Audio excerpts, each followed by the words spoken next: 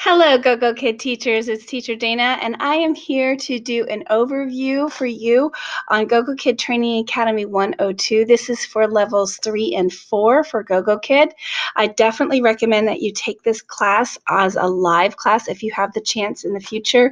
It definitely gives you an opportunity to be interactive with me and other teachers, gives you an opportunity to really use those tools that we talk about and put them into practice. So definitely take that if you get a chance. Also, I recommend that you take GoGo Kid Training Academy 101 with Stephanie if you haven't done so. It will go over the lower levels, K through 2. Again, give you those opportunities to use the skills that you've learned, as well as the tools in those classes for those younger students or those lower level students.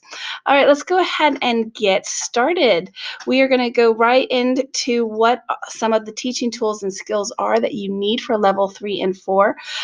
Definitely want to be prepared for these levels. This is not something you want to come into and try to wing off the cuff. Sometimes you can do that if you've already taught the class before, but a lot of times you do need to be prepared. The students will notice very quickly if you are not prepared or ready for these classes. So you definitely want to make sure that you are informed about the objectives for the class, as well as the material that you're teaching. You want to have some knowledge about those things. You will still be using props, but the props are going to be more educational props. They're going to be more about what the class is about, what those skills are that you're trying to teach the student. You want to make sure that you have knowledge of the subject, and the props should kind of help you with that. Also, they should help you get the student thinking a little bit. For example, if you hold up planet Mars, the student should be able to recognize Mars and have a conversation with you about it based off of what you've said, as well as the things that you are bringing to class. TPR is still used, but maybe not quite as much as you would use for those lower level classes. The TPR is more for a modeling standpoint. You're trying to model for the student and get them thinking outside the box. So you're going to be using some type of TPR, but it's going to be more for, did you think about this as well? So you definitely want to be using those types of TPR motions. Okay, language is still very, very important, obviously. You will be using synthetic language much more, making sure the students are sounding out those letters and words correctly. They will have big words like camouflage. Those are big words. You want to make sure that they are saying correctly. And if not, you want to make sure you're correcting them. They will be using complete full sentences. We're talking more than 3 or 4 words now. Definitely starting to have those conversations. They should be able to answer questions that you have with more than just 3 or 4 words. You should be able to be getting some complete good sentences from them. Extension is super important, as well as open-ended questions. So you need to be going beyond the subject.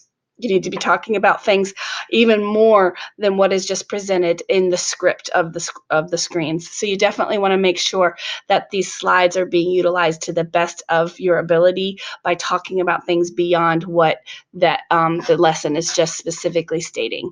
So, for example, with planets, you could talk about whether a planet is hot or cold, how far away from the sun it is.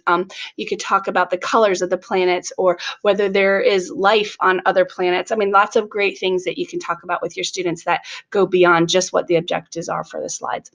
Definitely want to be familiar, like we talked about with the slides. You want to know what the subject is that you're talking about. You want to have lots of high energy, be very, very animated for these classes still. These students will turn you off and just kind of tune out if you're not being animated and excited for them. You definitely want to have patience during the class, but it's more patience towards the student, allowing them time to think and really utilize what they know and being able to put that into practice. So more patience along the lines of letting them think and really kind of translate what it is that they want to say to you. Correction, again, is still very, very important, especially if words are not being said correctly, or if something is being said that isn't grammatically correct. You definitely want to make sure that the students are putting the words in the right order. Praise, again, very, very important. You'll have some students who are very outgoing, but you're still going to deal with some students who are shy or not sure about something. Maybe they're uncomfortable talking with you. You definitely want to make sure that you're giving them a lot of encouragement so that they will continue to want to try and put in forth the effort. Timing and pacing, again, is very, very important. You definitely want to make sure that you are doing a lot in a little bit of time. You don't want to make things too easy for the student, but you don't want to make things too difficult for them. So you want to make sure that you're pacing yourself at a good rate so that the student is growing and continuing to move in a forward direction. And again, watch those objectives. They still need to be met. You still need to make sure that you are meeting your objectives even when you're doing those extensions with the student. So definitely keep that in mind. This is a really great example of how to present some of those skills in class. This is a level 3 class. So this is talking about camouflage. Again, there's that word. So what are some things that you can do with those skills that we just talked about for this particular slide? Now, this is something that if we were doing the live class, we would do together. But because we're not doing that, I want you to go ahead and be thinking about different ways that you could present this slide to students and utilize the best learning possible for that student. So definitely take a look at this and kind of come up with some ideas and things that you could talk about with your students, some extension questions, maybe open-ended questions that you can talk with them about, and definitely make sure that you are still hitting those objectives. Obviously, one objective here would be that sentence, and then a synthetic phonics for that word, making sure it's being said correctly. And then I would definitely be extending on the word camouflage and how that picture of the polar bear is using camouflage in this particular slide. So I would definitely be talking about that with the student. Okay, let's see.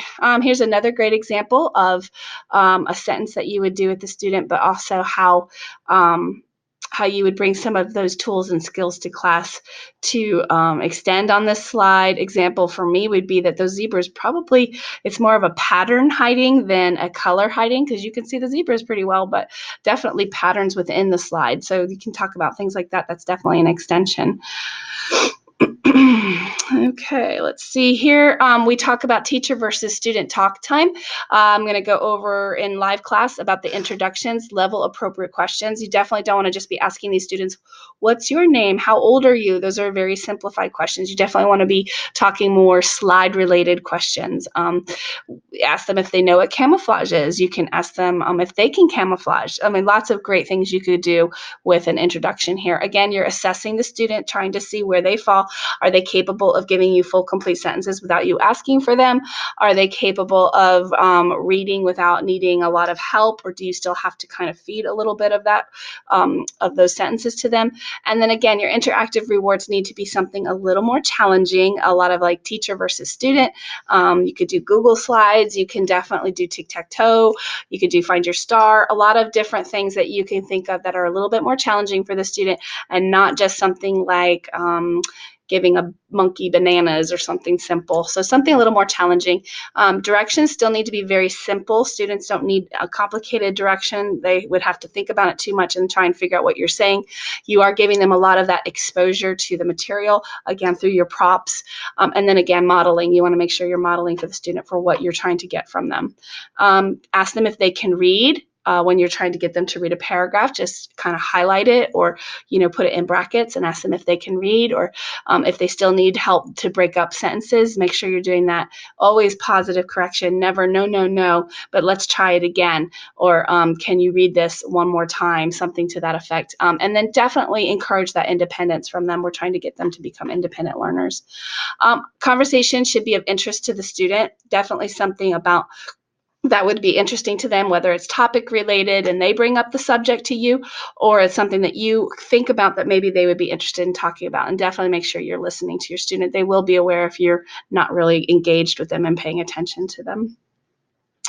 And then let's see. Okay, here's a great example of a way that I, in particular, would ask an upper level student to please read. I'd see if they could read this.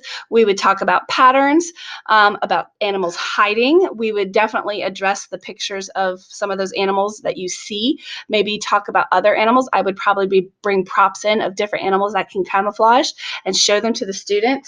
Let's see, I have an example of one sitting right here that I can show you real quick. I have many that we do in the live class, so definitely take that out. But here's a good example of a camouflaged animal. You could probably see the cat right here on that rug. So that's a great example of camouflage right there, and you can talk about that. Again, lots of props and good things I would bring to class to discuss with the student about different types of animals that can camouflage and what their surroundings might look at. So that's just a good example right there. Here's another one. This one, of course, you could probably tell right off the bat that I would be using this for open-ended questions as well as extension. Not a lot to read here. Go outside to explore the nature and the universe. So there's not a lot that you're talking about, but you have plenty of time to have some of that open discussion with your student and come up with some of those who, what, when, where questions. What are they doing? Where are they at? Who are they? Why are they outside? So definitely be using some of those open-ended questions for students on this particular slide. And then last but not least, you definitely want to make sure, oop, that's the wrong slide. Let's go back one more, apologize. You want to definitely be taking into consideration ASR, which is the approach, self-control, and relationship.